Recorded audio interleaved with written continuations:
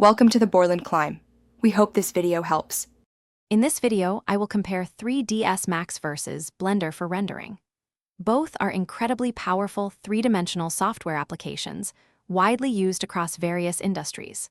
We'll delve into their distinct rendering capabilities, exploring what makes each a strong contender.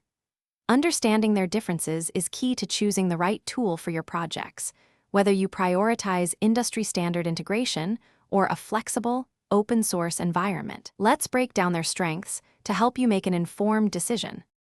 3ds Max stands out as an industry benchmark, particularly favored in architectural visualization, visual effects, and game development.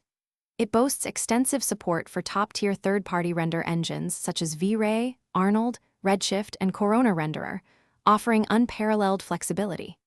Arnold, often the default, delivers physically based, high-quality output, excelling in complex scenes with precise lighting and shading. This makes it a go-to for professionals seeking photorealistic results.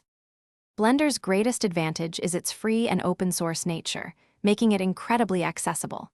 It includes two robust built-in render engines: Cycles, a physically based path tracer for ultra-realistic results, and Eevee, a real-time renderer perfect for quick previews and animations.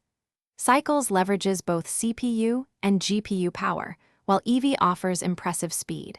Its vibrant community also ensures constant innovation and support. Ultimately, the better renderer depends on your specific needs.